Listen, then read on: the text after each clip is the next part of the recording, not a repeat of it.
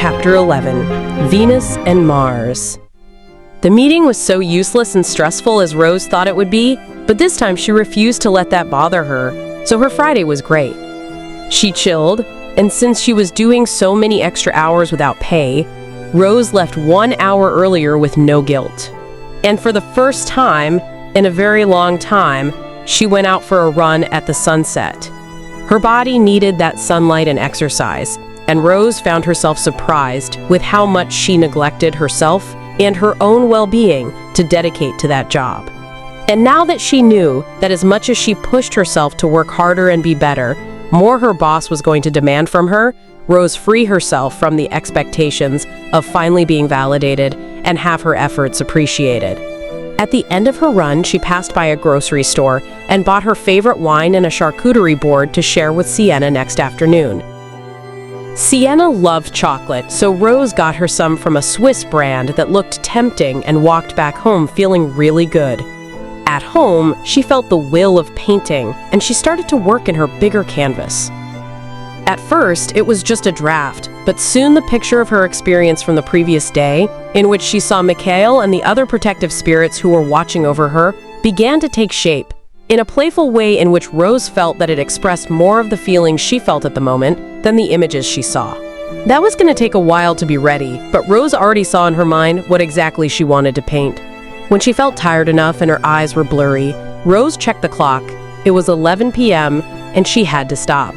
It was hard to stop working because she was so excited about that project, but then she remembered Alex and that he was probably waiting for her to go to bed and quickly ran to the shower to get ready to sleep. Once she was in bed, it only took a few minutes for her to feel herself traveling through the void and meeting Alex in his bed. He was already sleeping, and she got closer to him, slowly and carefully not to wake him up. But as he felt her presence, he slightly opened his eyes and hugged her, pulling her close to his chest and immediately falling back asleep. Rose smiled, feeling protected and comfortable, falling asleep almost immediately after him. Next day, Rose woke up with Sienna, calling her from the grocery store to decide on their lunch. Morning. It's up to you, the lunch. I have wine and some snacks for us already, so you don't have to get it, Rose said with a sleepy voice. I already gave you options, just pick one. How do you feel about that lasagna you love? Sienna asked. Yes, perfect, Rose exclaimed. Okay, lasagna, see you soon. Rose checked the hour, and it was so late in the morning that she was indeed going to meet Sienna soon. Her good mood remained, and she was singing in the shower and while making her coffee, and looked like even her fish was happy that day, swimming around full of energy. Rose went to Sienna's place a little bit earlier just because she was already ready to go and she could help more in the kitchen anyway, so when she arrived, Paul was still home. Hi, Paul, I don't see you in a while, Rose exclaimed, hugging him. Yeah, you disappeared, didn't show up anymore. Sorry it was my job's fault, but now it's going to be better, Rose answered while petting Tobias, the Pomeranian puppy that Paul gave Sienna as a gift in her last birthday. Is that jerk treating you better now? Paul asked. Oh no, I just don't give a damn about him anymore, Rose answered, making him laugh and a worried Sienna to come from the kitchen and stare at Rose with a questioning look and raised eyebrows. I will tell you later, Rose answered her, grabbing Tobias at once and carrying him around as he liked. See you soon, girls, Paul shouted from the front door, and Rose went to the kitchen. Sienna was starting to cook, and Rose served them the snacks and the wine, and then started chopping the onions and tomatoes for the sauce. What happened in your work? Sienna asked, concerned. Well, I realized that there is nothing I can do to convince that man that I am good in what I do, so I just gave up on trying to. I just had a that's enough moment when I lost another session, you know? That was it, Rose answered. But did he said anything? Sienna asked. Same shit as usual, questioning my competence, even for the minor things and basic methods, which I obviously can do, otherwise he would not hire me first place. And then sending veiled threats to fire me if I don't work more and more hours, without pay, obviously. He's a taker, a manipulator, and it drives me crazy to know that I didn't realize this before, and for a while, I allowed myself to believe that I wasn't good enough. Rose, don't blame yourself. You were already ill, and jumping headfirst into your work was your way of dealing with sadness. The guy just took advantage of it, and again, that say more about him than about you. Now you are better and more balanced and realized he was taking advantage of you. Honestly, this work definitely contributed a lot to your depression, and I feel bad for not being capable of helping with that, Sienna answered her. It is not your fault. I wasn't complaining about it because I thought he was right, and I had to be better. I only realized it was abusive recently, when I could see how hard I was trying and wasn't worth the effort, and the damage this idiot was doing to my self-esteem and confidence. He has no right, Rose exclaimed angrily. And now, what are you going to do? Sienna asked. I am applying for new jobs already. Also, I am considering to talk with the HR about the harassment, but I am not sure. Why aren't you sure? Sienna asked. Because I know from some coworkers that he had spoken bad things about me behind my back, and I don't know if the HR would support me.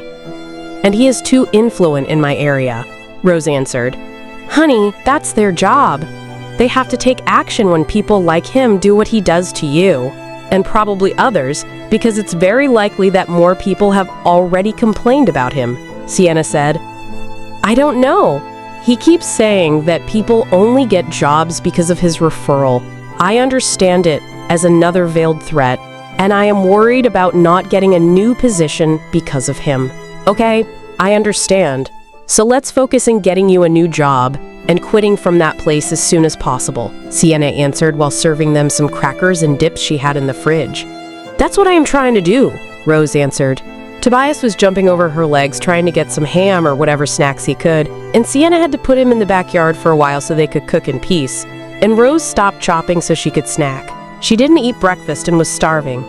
I have some interesting news for you too, Sienna shouted from the back door.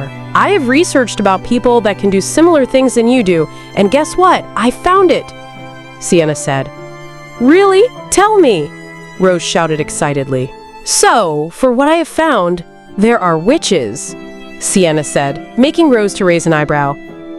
Yes, I know, but they are practitioners of Wicca that can do what you do during meditation. I found books reporting the experience. Also, and that's very curious, there are shamanic people from different parts of the world that can also do what you have described to me during their trances, Sienna said proudly. Wow, that's amazing! So I am not insane? Rose said. Yes, you are not insane. And because the algorithm of social media is highly efficient, I received a video suggestion that showed a woman giving an interview on television, very recent, in another country, and describing her experiences that was exactly like yours, but in her case they weren't on purpose. She was just daydreaming when it happens. And sleep on that, Rose, she said that people truly saw her out of her body in places completely different from where she was. What? No way, Rose said. Well, that's what she affirmed, Sienna said, smiling. Rose was impressed and shocked. She wanted to believe that everything was truth, and she wasn't going crazy, but truth is that she couldn't tell. There wasn't a real way to prove it, even to herself. But if she wasn't the only one, then it was something, a confirmation for her that it was at least possible to be experiencing that. Thanks. That's enlightening. I am not crazy, Rose said, smiling. No, you are not, Sienna answered, smiling as well. By the way, do you mind taking care of Tobias for me for a couple days? Paul is planning a road trip for us for our anniversary, only for a weekend, and Tobias hates sleeping alone. Of course, I can take him to my place for a couple days. We will have fun. The afternoon went smoothly. Rose and Sienna put some music from the time they were teenagers and start remembering how much fun they had in their time. They drink enough wine to need a nap, and that's how Paul found them in the end of the day, with a rom-com movie on the TV and both snoring in the sofa. The wine was enough to give Rose a minor headache next day, and she had to be laying. But that was actually good, because Alex decided to share the lazy morning with her. She could still see him in the bed, laying over her belly in the morning, and they talked. Rose told him what she was going through at work and all the stress she was facing. Alex heard her and tried to make her feel better about it, being so sweet as she remembers him to be. Even not knowing if that was real or not, Rose chose to believe it. She was in peace.